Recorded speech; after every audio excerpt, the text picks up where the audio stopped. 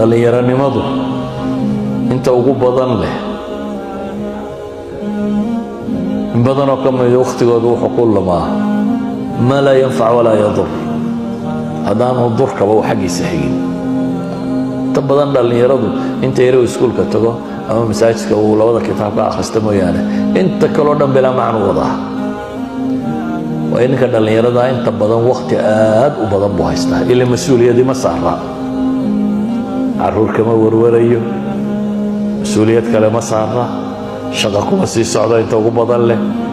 marka ninka dhallinyarada inta badan wuxuu garan waayaa waqtiga wuxuu ku qabto. weliga qof wax waa weydiisan buu nabigu yidhi calayhi salaatu wasalaam. saxaabada rag baa ka mid ahaa markuu faraska fuulo hadduu jeedalku dhulka kaga dhaco aan weligii oo dhan hebelow jeedalkaa ii dhiibna inuu isagu soo daado nabiga ay ugala ballamay buu yidhi inaan cidba wax weydiisanin. waa jeedal isagoo faras fuushan dhulka kaga dhacay war jeedalka ii tiigso ayuu diidan yahay. waqtigaaga iyo maalintaada iyo xooggaaga iyo cilmigaaga iyo aqoontaada iyo hantidaada iyo garaadkaaga iyo waxaad awood leedahay oo dhan waxaad ku isticmaashaa waxa ku anfaca. saddex qiyaamaha ilaahay lama hadlo oo ma daahiriyo oo cadaab kulul bay leeyihin. saddexdani waa maxay? waa saddex qof oo wixii laga filayay waxaan ahayn la yimi. oday zinaystay, oday dhowrsani baa laga filayay, iyo inuu dumarka u arko carruurtiisa iyo hablihiisa iyo kale inay la mid tahay, iyo inuu dhowrsanaadaa laga filayay. shahwo eridaana ma hayso. walidaalika isagoo da'daasa haddana haddii loo taag waayo kaasi kuwaan aakhiro guulaysanayn buu ku jiraa. shaykhun zaan buu nebigu yidhi. wuxuu kaloo nebigu sheegay calayhi salaatu wasalaam wa caa'ilun mustakbir buu nebigu yidhi. midaan faqiiroo waxba haysanoo kibray. dee nin dowlad haysta iyo madaxa iyo lacagle iyo kuwa kibirka waa laga filayaa. faqiir hadduu kibro ka warran, nimaan waxba haysanin hadduu kibro oo isqaadqaado kaasina waa waxaan loo filaynin. kolley aniga nin islaam baa iga dhigtay, yacni waxaan uga dan leeyahay waxaan u baahnaa ama reeryadaa igaga kaafiday anna idinkun baan idiin muxaadareeya. imaydan aragteen de haddaan layga dambaynin maydaan aragteen. carabta waxay tidhaahdaa waraa kulla rajulin cadiim imra'a cadiima bay nin kastoo weyn gabadh weyn baa ka dambaysa bay yidhahdaa. qofka bini aadamka waa inuu noqdaa goolkiisa kama dambaystaahi ilaahay siduu u raalli gelin lahayo jannada intan leeg siduu u heli laha. hadduu your goals dhammaantood ahdaaftaadoo dham ay ku soo koobmaan guri yaroo ballaadhan oo aad sariir u kaga seexan doonto, gawaadhi tiro badan oo aad mid u ka fuuli doonto, iyo lacag tiro badanoo ku mashquuliso uun. waxyaabaha hamiga liidiya waxaa ka mid ah wakhtiga oo la dayaco. nebigu calayhi salaatu wasalaam wuxuu leeyahy laba nimco ayaa jira oo dadka inta badan ay ku kadsoomeen aanay inay nimco yihiinba ogeyn. waa maxay? nebigu wuxuu ku sheegay calayhi salaatu wasalaam alsixatu waalfiraaq. waa caafimaadka. dadku markay caafimaadka waayaanunbay gartaan inay nicmo ahayd, laakiin iyagoo caafimaad qaba maba oga inay wax haystaan.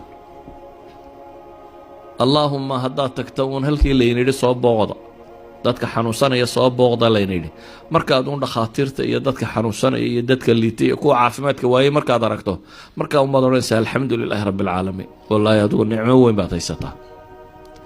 inta badan laakiin dadku ma xasuustaan.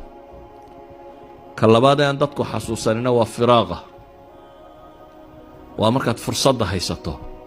dadkan dambana fursaddii baaba dhib ku noqotay. wakhtiga maxaynu ku dilaabaa la raadcaynaya.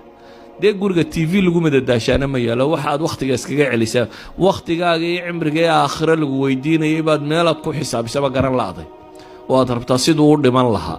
qatli lwaqt. meel loo sheeko tago, meel la boodboodo, meel la cayaaro, meel caynka laga sameeyo. waa nicmo aad daadinayso oo saydhinayso. dhallinyaranimadu inta ugu badan leh in badan oo ka mid waqtigooda wuxuu ku lumaa maa laa yanfac walaa yadur haddaanu durkaba u xaggiisa xigin. inta badan dhallinyaradu inta yare iskuulka tago ama masaajidka uu labada kitaab ka akhrista mooyaane inta kaloo dhan bilaa macnu wadaa.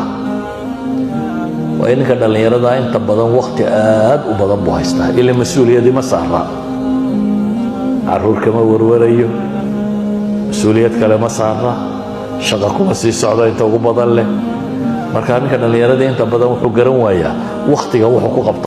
qof kasta oo isla weyn إلهي وحليه ولا تمشي في الأرض مرحا إنك لن تخرق الأرض ولن تبلغ الجبال طولا dhulka ha kor soconin baa ilaahay leeyahay adigoo kibirsan waayo dhulkana jeexi maysid baa ilaahay yidhi buuraana gaadhi maysid ama madaxweyne ahaw ama taajir ahaw ama magac lahaw ama miskiin ahaw inaad ilaahay raalli gelisaabaa guula jumcada casarka dabadii ilaahay ay ka dhacayso saacad ku jirta waana waqtiyada dikriga ugu fiican qofku inuu wardiyo bacda salaati subx haddaad fadhiisato oo wardidid ilaa cadceeddu kaaga soo baxdo oo aad 2 ragcadood tukatid wuxuu nebigu ku tilmaamaya inay tahay maxay xajatun taama buu nebigu ku leeyahay waa xaj dhammaystiran baa layidhi adoo hadda masaajidka iska fadhiyaad yeelatay xaj haddaad salliga nebiga badsatid buu nebigu yidhi calayhi salaatu wasalaam hammigaaga waa lagaaga fillaanaya qofka muslimka ah inkastoo ay xanuun ku beerayso hanti uu waayey ama qofku jeclaayo ka geeriyooday ama kan laakiin durbadiiba wuxuu rumaystaa in rabbi qadaray dabeetana wax weyn kuma noqon